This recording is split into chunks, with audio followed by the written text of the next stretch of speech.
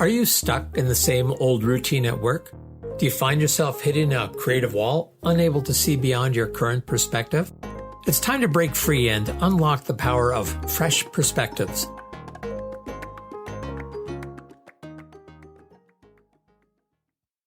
David Guthrow back here today with Todd Sinclair. And I was kind of struggling to remember what I'm supposed to be saying that Todd's going to be talking about. This particular episode is going to be filled with loving errors. So, Todd, we could talk about behavior. We could talk about models of behavior. We could talk about all kinds of things like that. And I know that that's something that is pretty important to you and use a lot. But first of all, let me welcome you. Todd Sinclair, welcome. Thank you very much, Mr. Guthrow. And how are you doing today?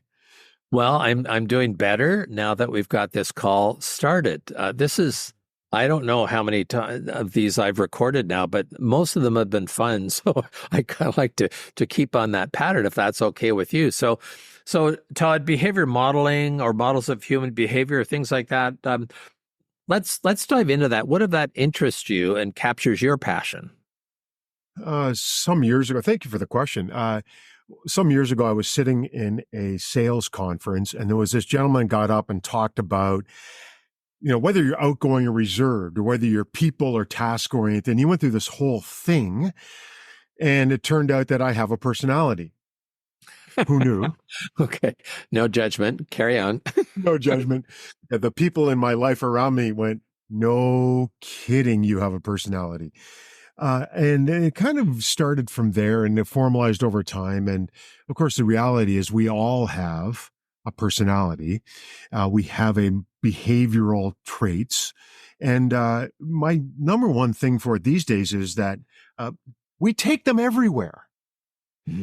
Sometimes we think we leave it at home, or I'm different at work, or when I'm with my family or with my extended family, or as I even add, I'm with my dog or with my goldfish.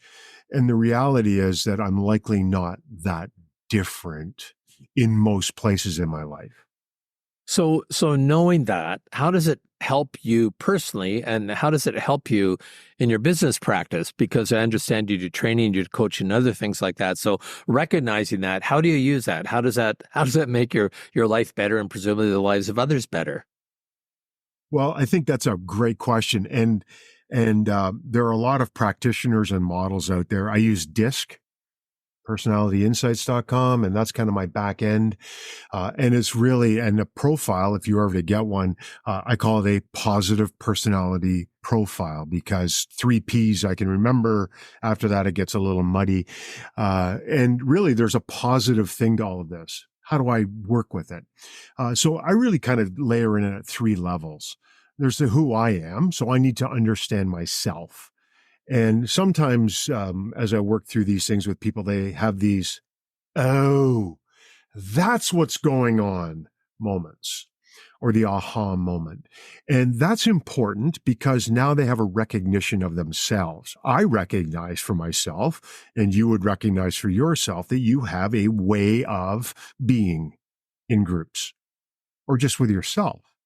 And so I understand that. The next part, though, I think is maybe as important or potentially more important, is that I get to recognize other people's styles. Because ultimately, I want to connect and communicate with them more effectively.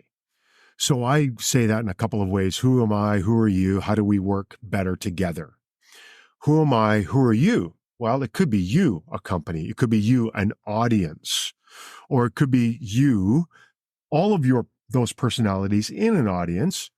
How do I then speak to an entire audience? Because in general, I tend to act and treat other people the way I am, not the way they prefer to be engaged with. Tends to be where we start. And how effective is that? I mean, I've heard the golden rule, do unto others as you would have done unto you, but then the platinum rule, do unto others as they would have done unto them. So how does this tie into that, Todd?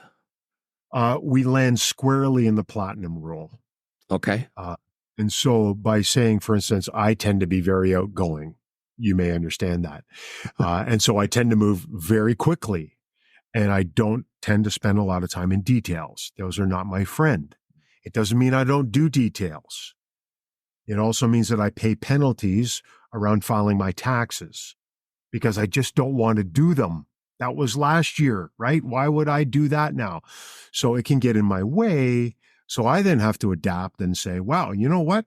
I need to deal with an accountant for this because I'm not going to do it. So I bring someone who's high detail into my life so that I can adapt for that. So I'm high outgoing. How do I adapt? Well, the number one example I always use is my wife, who is the antithesis of me in terms of outgoing. So what do I need to do? I need to change my tone. I need to leave more space. I need to wait for her to answer a question, not answer my own question. And so that's how I then start to look at the smile. Absolutely, right? And so I then need to create more. My word for it is adapt for the occasion that I'm in. So that now I'm engaging with her with that platinum rule, the way she needs to be engaged with. Okay, so that makes a whole lot of sense, and I can see many times when that would be helpful. And whether you're writing a proposal, whether you're having a meeting, like I would imagine if you're having a meeting and you're presenting to a group of people and you're trying to sell your product, that there's a pretty good chance that not everyone in that meeting is going to have the same style. So you pretty much have to have something that meets the needs of each of those. Otherwise, if you just, for example, if you just adapt to the person who brought you into the meeting, but they're not the main decision maker, and you're just adapting to that one person, you could totally lose it with the person who's actually the one who's going to be making the decision ultimately. 100% of the time. 100% of the time. So that person who brings me in would be my key contact. But if that decision, so for instance, they may be very highly detail oriented and kind of move a little bit slower in terms of pace. But the decision maker is, hey, outgoing, and it's all about the people and the fun. Well, if I only do my key contact person, the other person's saying, well, this is no fun, then they disengage from the conversation. So I need to bring some fun to the conversation because that may be the way they think, or I need to bring some people to the conversation because that's what intrigues them. That's what gets them to sit up and pay attention. I still need enough details, but I need to do both. So how do you find that out in advance? I guess if you've been doing this for a long time, you can assess it pretty quickly. But for people who are just starting to think about things like this, how do you find out, without giving the person an assessment in advance, what their preference is so that you're better able to tailor your presentation to them? Oh, that's a great question. And maybe the $1 million question. Is it still $1 million? Or is that enough anymore? That's Now not in the enough. Elon Musk world, maybe it needs to be the $1 billion question. Exactly. Uh, uh, and it really is maybe a really important one. In a larger group, 10, 12 people in general, you just assume everybody's there, right? Just assume everybody's there. Yeah. The model itself did not look to put 25% of people in the quadrants. It's a quadrant model, outgoing, reserve, people, task. You end up in one of these 4 kind of quadrants. And I will say this clearly as a starting point, because there's 41 kind of different personality styles, style blends, we would call them. But it's a good starting point. So if I look into a room and the whole room is all bouncing and off the walls, I'm going to just assume that the room is generally outgoing, and I'll take my pace up. I'll leave less space. I'll be more excited. My hand gestures will be bigger, not smaller. My tones and I will be up, not so down. But in general, and that you get into that 10, 12, 14 people, you are immediately in a room with all of the personalities. And so now I just need to basically add something from each of those personalities as I talk with them. It might be a little more details. It might be a little more fun and outgoing. I ask a question and wait a couple of beats because I need to engage everybody. So how do you determine it at the personal level? Ask a couple of questions, and people give it away pretty quickly. So, I Is there a danger if you do that of people saying, so who is this guy? Like sometimes he's diving into details and sometimes he's off the wall. Like who is the authentic Todd? Is there a danger of that? And if so, how do you circumvent it? It's interesting. I don't think I've ever been asked that question before. So, off the cuff, because my personality will just make up stuff and claim it to be true, uh,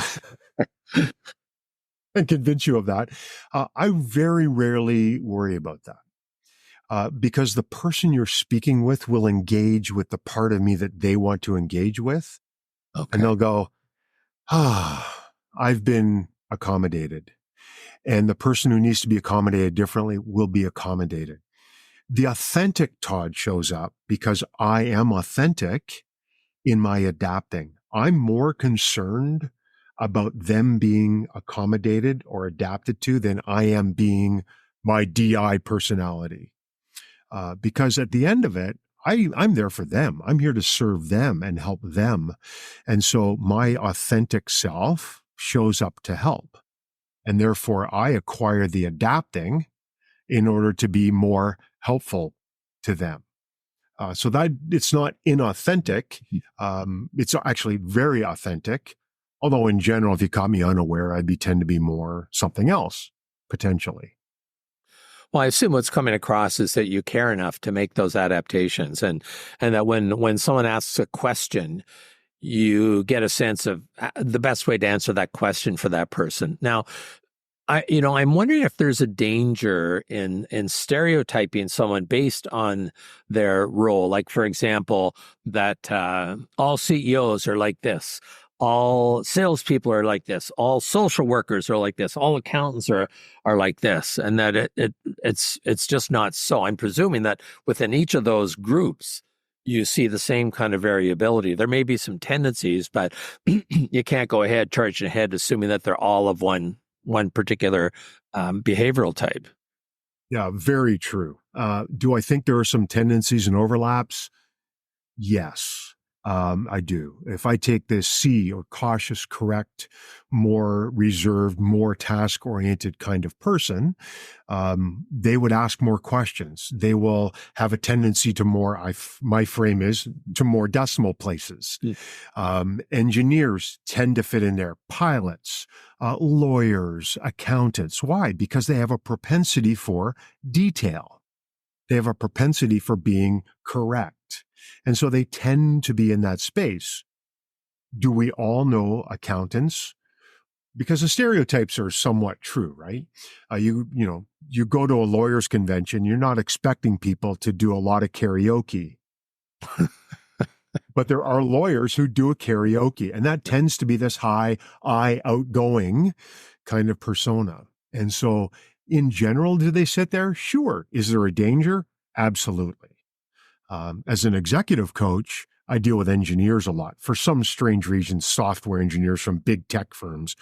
Not all of them are in that bucket. So you've been tossing around letters of the alphabet, like you've said DISC, which I presume is an acronym for something, and D this and I that and S that. Could you maybe for our listeners just briefly explain what each of those are, Todd? For sure.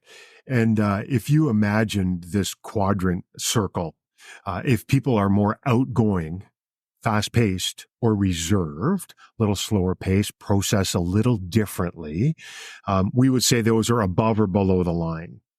Okay, so the midpoint, roughly. And then if people tend to be more task or people-oriented or focused, we would say left or right. Perfect. So you can imagine, our listeners can imagine today that if you're in the top half and kind of on the task side, you're up in that quadrant. We would call that a D, or dominant, direct, green, get it done, goal-oriented kind of quadrant. Beside that, adjacent to that, we would call that the I quadrant, the inspiring, the outgoing, fun, people-oriented, red. Why red? Well, because the color of the carpet at the Oscars is red. Look at me. The sirens are going. We're having fun. And then below that, we would have this S quadrant, the bottom right-hand side, cool blue, stable, supportive, a little bit of that, a little bit of this, very not so happy with change. But we give them that blue color, this S, safe, supportive kind of space.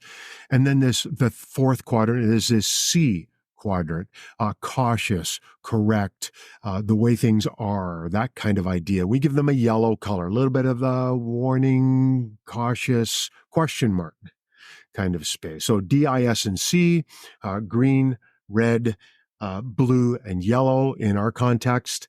And that's kind of how those letters work. And then, So, of course, if apologize for what I'm about to say, but if at some point you've been trained in this and then ignore it to your peril, do you say that you slipped a disc? I'm just curious. I just so had, good. just had to say That's great. So sorry. But Todd, Okay, you I'm said going to that steal that, just in case you're wondering. it's all yours. It's all yours. So, Todd, you see that this shows up in different ways, and I know that you're a cyclist and recently had an accident. And maybe you just describe not so much what happened with the accident, but your approach to recovery and how your personality style actually played through that. Thank you for that painful memory. Yeah, last spring I was in a bike accident going down a hill in a Peloton, and dog ran across the road, got into the guy ahead of me. What's the way I say that? Ambulance, X-ray, surgery, 10 or 12 weeks on crutches, and now back on the bike trainer. And so how does your personality show up in that? Well, first of all, there's an outcome. My personality tends to be fairly outgoing and it leans to task. But if you think about that quadrant thing we talked about, I'm right at the top between this D and I. And so I still have a lot of people orientation, even though I'm very much on the task side. And so how does that show up? Well, there's a goal. The doctor said, keep off that foot. No pressure, crutches only. So immediately I want to know, what does that mean? Like, I'm going to push all the limits because that's my personality. I need to know. So I'm not sitting there and a doctor says, hey, no weight on that. I need to know how much weight that means because I'm going to push the limits. And so he said, you can't crush a grape. That's too much weight. I go, oh, like that's no weight at all. He said, exactly. So the goal was stay off that leg, use the crutches, stay off it. And in 10 weeks, you'll be back on your leg. That becomes, for me as a DDI personality, that just becomes an outcome. I have a goal in mind and I'm driven by that goal. That means I stay off my leg because I want to walk again, because I want to get on the bike again, because I have an outcome that's bigger. For other personalities, that would have been very different. That I personality would have needed to have understood that in terms of, well, can I still see people and talk to people and engage with them in the middle of that? But for me, it was about, will I be able to ride again? Well, and as I recall, after that accident, you were working like the next day or something like that. Am I remembering that correctly? Oh, yes. So I'm laying in a hospital bed on Wednesday night, knowing that now that I have a broken hip and I haven't killed anybody who grabbed my leg and moved it while I was not sedated. And I think levitated off the bed a couple of times. And that was Wednesday night. I canceled my Thursday executive coaching sessions while in the hospital bed on Wednesday night, but I did not cancel Friday. And then I canceled Friday because on Thursday night, I finally had surgery for repair, not replacement, but repair. And I'm now back in the hospital bed thinking, I likely can't coach on Friday. Monday, I was sitting at my desk in front of a camera again because I could sit. I just couldn't walk. And so I could sit. And so Monday, I was back at it. Drugged. But yeah, and I'm sure no one noticed, but well, I might have. So So, Todd, are there any misunderstandings around the Hmm. disc model or behavioral models? I mean, I used to work for a company called Wilson Learning. They had their own model as well, and there's many models out there.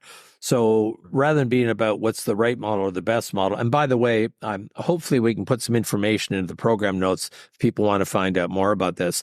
But are there Sure. any misunderstandings that you find people grab onto with the behavioral model that actually cause more harm than do good? Fantastic. Two big ones. The first one, there's a right one to be, Hmm. and there is no right one to be. You are. And so, are some more effective in some situations than others? You mentioned leaders earlier on, and do leaders tend to be? A little bit, because if you're going to be a leader, you are going to have to make some hard decisions. A high S person can make hard decisions. It's just not their comfort zone. They'll make them. My wife makes hard decisions and I get to wear them sometimes. She's not going to make them. It's just not her comfort zone. Hmm. For a D personality, that's not as difficult. So they tend to be in leadership. Uh, but there's no right way to be. I have heard more than once from more than one participant, oh, well, if I'm going to be that, whatever that is, I need to be this, whatever this is. If I use leadership as an example, which we have a whole program around, everybody leads.